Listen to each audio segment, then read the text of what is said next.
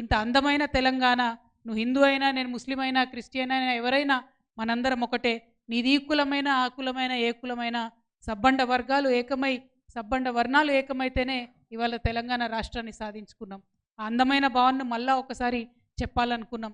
ఆ ఉద్యమ ప్రతీకలను మార్చొద్దని ఇంకొకసారి ఈ రౌండ్ టేబుల్ నుంచి మనం నినాదం ఇస్తూ ఉన్నాం. నిజంగా ఎంత అందమైన భావన అంటే, ఉద్యమిస్తున్నటువంటి మనందరం కూడా తెలంగాణ తల్లి పిల్లలమే.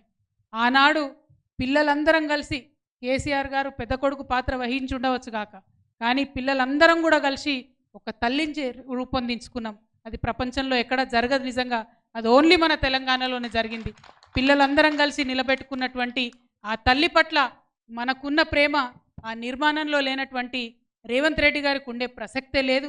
కాబట్టే ఇవాళైనా దాన్ని మార్చడం, కాబట్టే ఇవాళ దాన్ని అవమానం చేయడం చేస్తూ ఉన్నారు. తెలంగాణ తల్లి చేతిలో ఉన్నటువంటి బతుకమ్మను చూస్తే తెలంగాణ సమాజాన్ని చూసినట్టుంటుంది. ఏం చెప్తుంది బతుకమ్మ మనకు?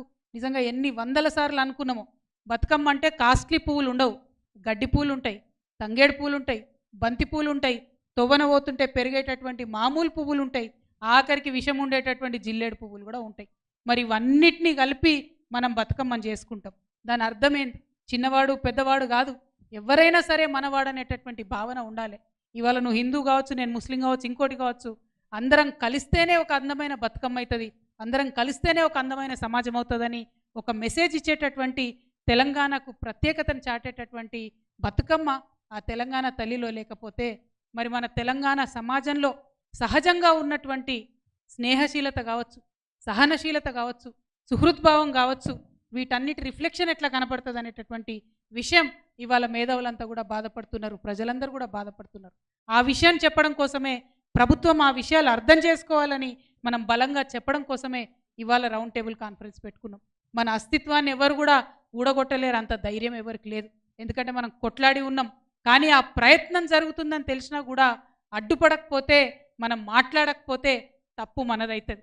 మనం ఉద్యమం కాలంలో చెప్పుకునేటోళ్ళం ఒక కథ. ఏంది? మాట్లాడే చిలుకని తీసుకొని ఒక ఆయన వస్తే వాళ్ళ భార్య పాపం కూర వండి పెడుతుంది. తర్వాత భర్త అడుగుతాడు, ఎందుకమ్మా కూర వండినవు దాన్ని? అది ప్రత్యేకమైన చిలుక, మాట్లాడే చిలుక అంటే, నాకేం తెలుసయ్యా, మరి నేను దాన్ని పంజరంలోకి వెళ్ళి తీసేటప్పుడు మాట్లాడలేదు, దాని మెడ మీద కత్తి పెట్టినప్పుడు మాట్లాడలేదు, కత్తితో కోస్తున్నప్పుడు కూడా మాట్లాడలేదు, అది మాట్లాడుతుందని నాకెట్లా తెలుసు అన్నాడు. అందుకే మనం ఇవాళ మాట్లాడాల్సినటువంటి అవసరం ఉన్నది. ఖచ్చితంగా మన ఉనికికి, మన సంస్కృతి పైన దాడి జరుగుతున్నదంటే మనం మాట్లాడకపోతే తప్పు మనదవుతుంది. చరిత్ర మనల్ని కూడా క్షమించదు. చరిత్ర నిర్మాణంలో మనమున్నాం.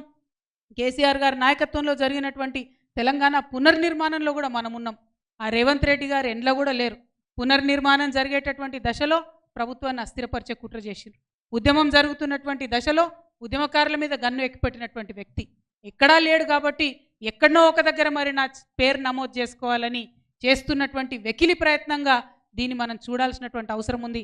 అయినా ఎత్తి చూపించాల్సినటువంటి అవసరం ఉంది. కాబట్టే ఇవాళ ఈ రౌండ్ టేబుల్ సమావేశం పెట్టుకున్నాం. మరి అద్భుతమైనటువంటి సూచనలు మన వాళ్ళు పెద్దవాళ్ళందరూ కూడా ఇవ్వడం జరిగింది. ఆ సూచనలన్నింటినీ కూడా మరి మనం దృష్టిలో పెట్టుకొని ఇప్పటి వరకు విన్నటువంటి సూచనలో మరి ఒక తీర్మానం రూపంలో కూడా దీన్ని ప్రవేశపెట్టుకుందాం.